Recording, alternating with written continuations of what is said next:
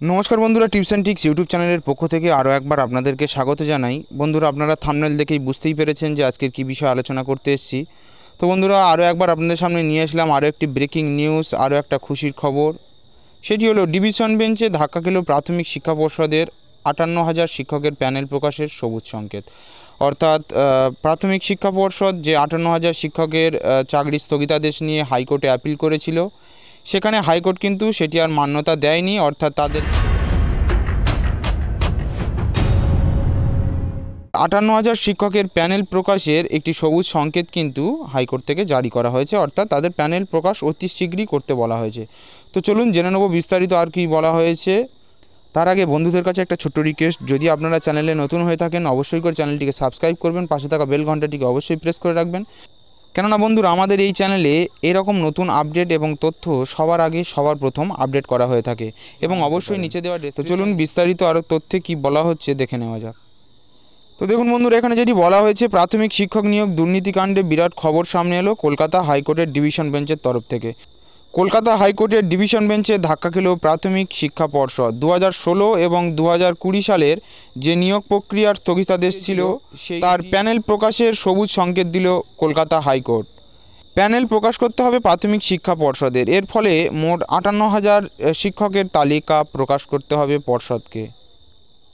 এছাড়া যা বিস্তারিত বলা হয়েছে দেখুন, বুধবার মামলার শুনানিতে প্রাথমিক শিক্ষা পর্ষদের উদ্দেশ্যে বিচারপতি সৌমেন সেনের ডিভিশন বেঞ্চ নির্দেশে জানিয়েছিল, বিচারপতি অমৃতা সিনহার নির্দেশ মেনে 3 নভেম্বরের মধ্যে, এটা আপনারা দেখতেই পাচ্ছেন যে 3 নভেম্বরের মধ্যেই প্যানেল প্রকাশ করতে হবে প্রাথমিক শিক্ষা পর্ষদকে।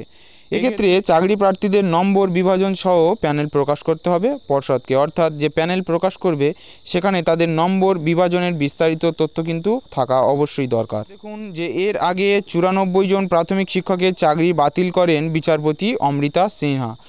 অনিয়ম মেনে চাকরি পাওয়া অযোগ্য শিক্ষার্থীদের চাকরি বাতিল করা হয়েছিল। এই সমস্ত শিক্ষকরা টেট পাস না করেও চাকরি পেয়েছিলেন। সিবিআই এবং প্রাথমিক শিক্ষা পর্ষদের রিপোর্টের ভিত্তিতে তাদের এই চাকরি বাতিল করা হয়েছিল।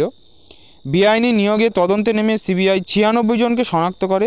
এদের সকলকেই পর্ষদ অফিসে হাজির হয়ে টেট পরীক্ষায় উত্তীর্ণ হওয়ার প্রমাণপত্র দাখিলের নির্দেশ দিয়েছিল আদালত। পর্ষদ আদালতে জানায় 94 জন কোনো শংসাপত্র দাখিল করতে পারেনি। এরপরই ওই 94 জনের চাকরি বাতিলের নির্দেশ দেন বিচারপতি। একই সঙ্গে 2016 সালের প্যানেলে 18ই অক্টোবরের মধ্যে প্রকাশের নির্দেশ দেন বিচারপতি। প্রাথমিক শিক্ষা পর্ষদকে আরও একটি গুরুত্বপূর্ণ নির্দেশ দেন বিচারপতি অমৃতা সিনহা। প্যানেল প্রকাশ করতে হবে পর্ষদকে, জেলাভিত্তিক প্যানেল প্রকাশ করতে হবে। 3 নভেম্বরের মধ্যে প্রায় 58,000 প্রাথমিক শিক্ষকের মেধা তালিকা প্রকাশ করতে হবে পর্ষদকে। ডিভিশন বেঞ্চে সেই রকম নির্দেশই বহাল রাখলো। তো বন্ধুরা, জানতেই পারলেন যে 58,000 শিক্ষক নিয়োগের যে একটা স্থগিতাদেশ চলছিল, সেটি হাইকোর্টে অ্যাপিল করা হয়েছিল পর্ষদের তরফ থেকে, কিন্তু হাইকোর্ট থেকে কোনোরূপ সদুত্তর না দিয়ে প্যানেল প্রকাশের সবুজ সংকেত পাঠানো হয়েছে।